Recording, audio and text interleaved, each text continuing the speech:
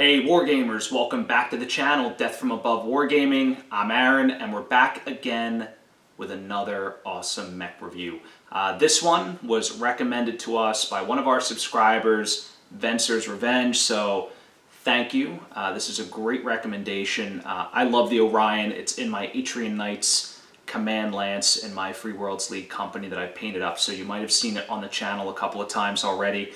And so the one we're looking at tonight, the ON1-K, packed with armor, a whole arsenal of weapons. It's a really cool mech, one of my favorites. So this chassis is very storied, dates all the way back to the Star League era, piloted by the legendary Alexander Kerensky himself. Not the same variant that we're looking at tonight, but still a very integral part of the lore. So excited to check this one out. So stay tuned, and we'll see how the Orion does in all of our benchmarks and simulations.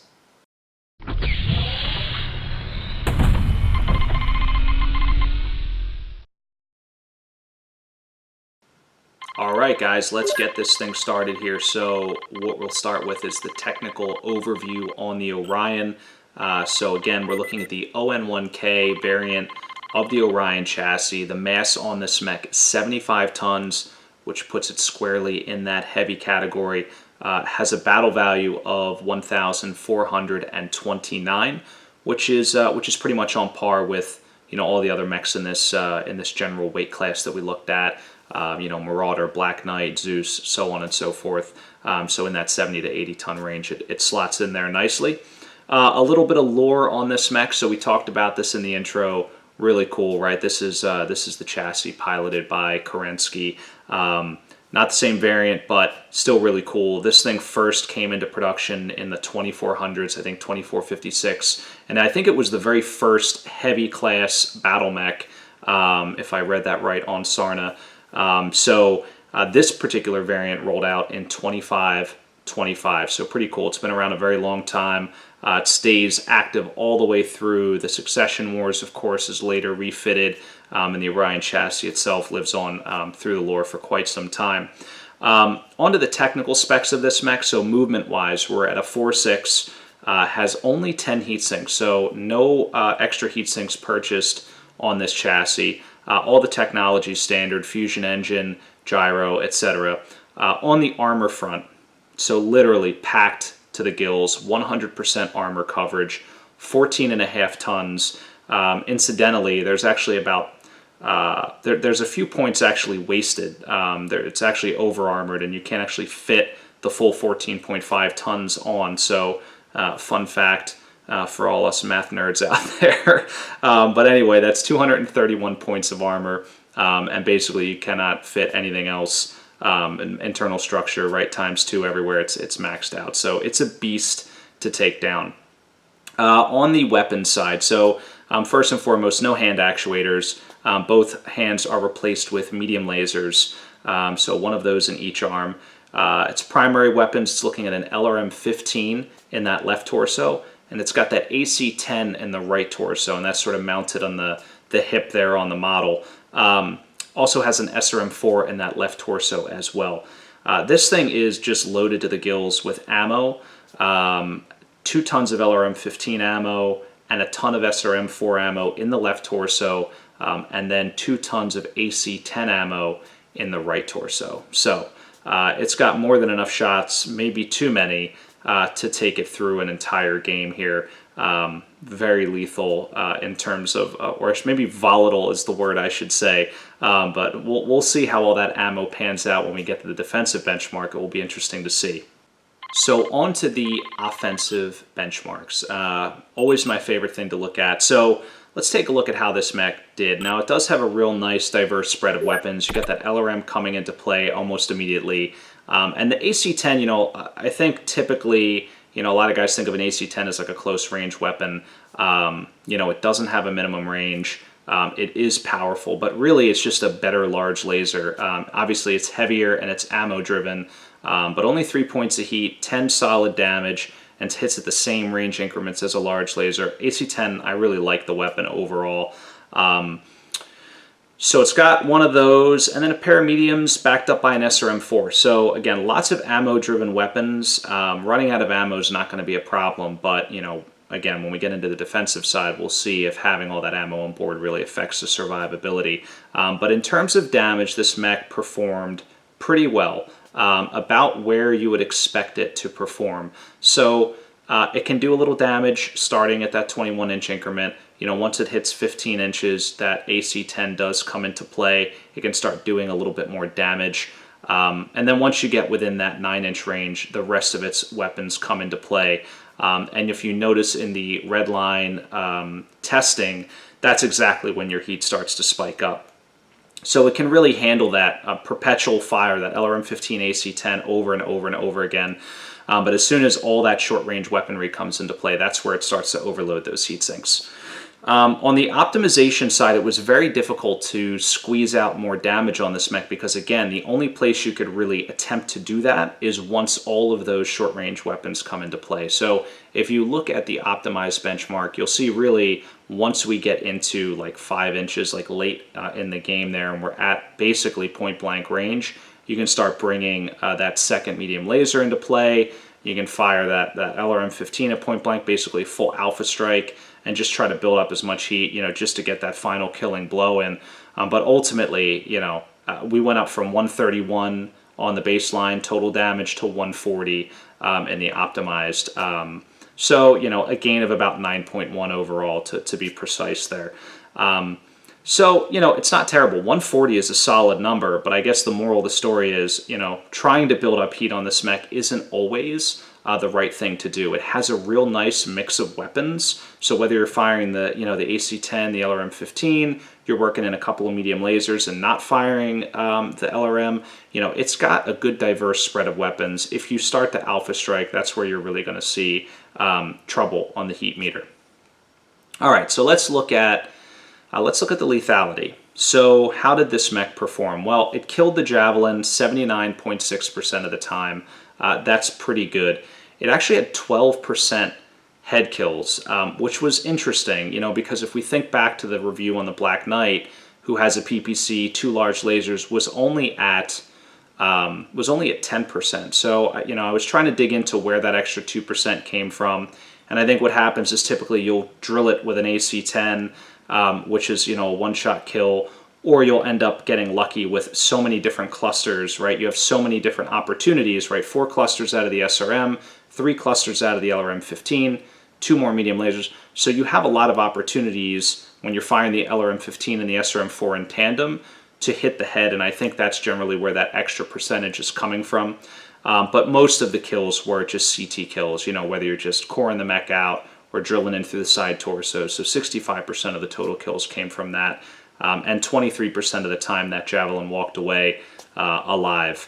So total damage per hit, 5.43. It's not really great. I mean, anything around 5 is pretty average, right? I mean, most mechs are laden with medium lasers or LRMs and things that tend to do damage in groupings of 5. So anything around 5 isn't really spectacular, but it's not terrible either. It's just pretty average. It's where your bell curve is. Generated 4.6-ish critical hits per game in this simulation, so not bad. Again, that number's, I think, a little higher because even though it only has 5 weapons, you got to think about all the clusters, right? It's got basically 3 hits potentially coming out of the LRM-15 and then 4 out of the SRM. So at the end of the day, it's got a decent number of opportunities for critical hits. And then our total time to kill was 12.8 turns. Not bad. It's not great, it's not bad, it's pretty much, again, right in the middle of that bell curve. So in terms of lethality, I mean, this mech can kill, right? No doubt about it. It can deliver solid damage, but it's not going to be a kill machine like some other mechs that, that might be out there, again, like our longbows or our annihilators that can just lay down withering hails of fire, but still a very solid performer. All right, so on to the defensive benchmarking for this mech. Really expected sort of a knockout here, but let's start with the mobility. So again, this is a 4.6 mech. You guys have seen this before. So it claims it's +2 out of the gate. Once it takes an MP -2, it goes down to +1, MP -4, that target mod is wiped out. But this mech does a very good job of holding on to that target mod throughout the game. And if we look at the motive hits on the top left of your screen, you'll see that is just staggeringly low at only 5.7%. And if you look at the central armor diagram, you can see why. I mean, I think this is the first mech that we've reviewed where it's pegged at 100% across the board, including the rear armor. There's literally no gaps here. So that definitely contributes to the overall success here of this mech. Interestingly enough, if you look on the record sheet, there are no critical slots populated in the legs, just the actuators. So 5 and 6 are at roll again on that crit sheet. And normally you would have like heat sinks and things like that, but because this mech is only at 10 sinks, there's really nothing you can do there. If you had those crit slots populated, that 5.7% would be even lower. But of course, you know, you're trading that for firepower and armor, so it is what it is. Now moving on to the destructions versus the survivability. So that's that donut chart in white and red. So we can see that this mech was destroyed in our simulation against the awesome 19.8% of the time. That's very good. You know, not as good as, you know, the Black Knight, for example, which is another 75 tonner in this same sort of battle value neighborhood. But again, that's because this thing is just laden with 5 tons of ammunition. And you can see that 12.5% of the kills were ammo kills. The other 7.2% were CT or head kills. So, you know, about, you know, 2/3 or so, give or take, of the total deaths, again, are related to ammunition. But really can't do much about that. You could probably drop a ton of LRM ammo or maybe a ton of the AC ammo, but really, you know, you're still going to be at 4 or at best 3 tons of ammunition. The left torso is definitely more of a problem than the right torso. So again, kind of going back to the record sheet, in that left torso, you have all the 3 crits for the LRM-15, a crit for the SRM-4, and then 3 crit slots for ammunition. So 2 for the LRM-15, 1 for the SRM-4. On the right torso, it's a little bit more forgiving. 7 of the slots are populated just for the autocannon 10, the weapon itself, with another 2 populated for the ammo. So again, you're looking at a 43% chance to hit ammo on the left side, about a 22% chance, about half that on the right side. So, you know, if you get penetration on either of those side torsos, definitely would recommend dumping ammo immediately. I wouldn't even play around because, again, the mech, we looked at the offensive benchmarking, the mech has so many different weapons to bring into play and doesn't have the heat capacity to use them all, so it's just silly to take the risk. Even if you see, you know, maybe 1 or 2 pips left on your external armor, just proactively dump that ammo. So let's talk about the efficiency analysis here. Again, we're first going to look at effectiveness. That is your optimized ACD times your survivability. You put those things together, and then you get this sort of effective ACD. And what you can see here is, again, this is a very tough mech. It's got a roughly 80.3% survivability. And so as you get closer, around turn 7, turn 8, when that mech starts taking damage and dying, that's when that effective ACD drops. Now, this mech is generating, in large part, you know, a giant chunk of damage in those last few turns when it's at close range. And so that's where it kind of pulls the damage down a bit. If we look at the efficiency metrics on the bottom, you can see the baseline, we start at 131.1, we optimize it to 140.2, and then it effectively drops to 129.2. Now again, it's not a huge drop, it's less than 10%, so well within what I would think is acceptable. But, you know, I think, again, that ammo, whenever I see 5 tons of ammo, it's so much on a single mech. Even though this mech does perform very admirably, I just think there's an opportunity there. You bump the survivability up, you know, you can stay and play longer, you can deliver more damage, but still, you know, I think overall very good. The efficiency score on this mech was well above average, 6.46, so, you know, when you compare this to the Black Knight, I mean, they're almost neck and neck. I think this one scored just slightly lower, maybe by a decimal point, than the Black Knight, but still just an excellent performer. Absolutely something that I would want in my Lance. As I mentioned in the intro, I've got one of my favorite designs, and I like to pair this with the Zeus, by the way. As you know, I'm a Zeus lover. So these two mechs together really make a great team, in my opinion.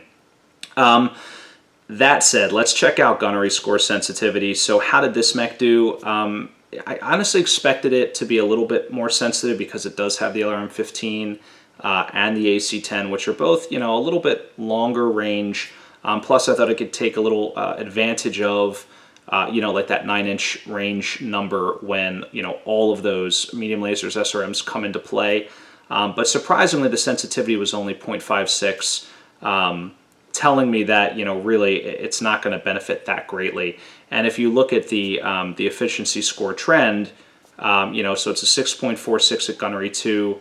It only picks up like less than 0.5 going to gunnery 1, and then only 0.2, actually less than 0.2 going from gunnery 1 to gunnery 0. That almost plateaus completely flat on the slope of that G1 to G0 line. You're really picking up the biggest gains between, you know, if you go from G4 to G3 or G3 to G2. And then looking at that bottom area graph, you can see, I mean, the separation between gunnery 3 and gunnery 2 is pretty nice.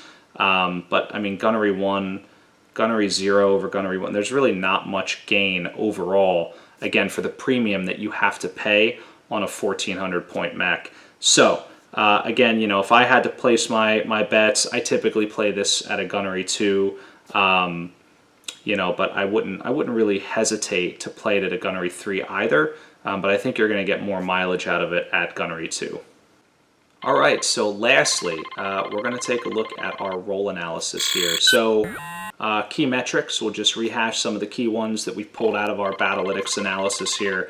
The optimized ACD was 140.2. Our average damage per hit at 5.43. Our survival rate was 80.3%. Moves 460. Redline heat was 135, which is, you know, surprisingly low for a mech that only has 10 heat sinks. At this tonnage, you know, with all of these weapons, that was actually surprising. I expected it to be much higher. The efficiency we just talked about, 6.46, and then the sensitivity to the gunnery score at 0.564, so not real high there. So how did it do on the report card? Well, offensively, 4 out of 5, really great performance. Exactly where you expect a good, you know, 70 to 80 ton mech to be is in that range. Defensively, 4.0. Again, this is exactly where you expect sort of this tonnage bracket to be. So no complaints there. Just again, with that 14.5 tons of armor, I almost expected it to be, you know, 4.5. But, you know, hey, 4 is not bad. Mobility, 2.0. It's only a 4.6. Nothing to write home about there. Control, again, you know, a 3 out of 5. So not bad on the heat meter. As long as you're a little bit intelligent about what weapons you're firing, you're giving this thing a chance to cool off, you know, you're not alpha striking every turn, it's pretty easy to manage. And then the overall efficiency of the mech, you know, your bang for buck on battle value, again, you know, you're above average there, you're at a 3.5. So again, a solid buy, definitely something I would put in one of my lances. So let's talk about threat assessment.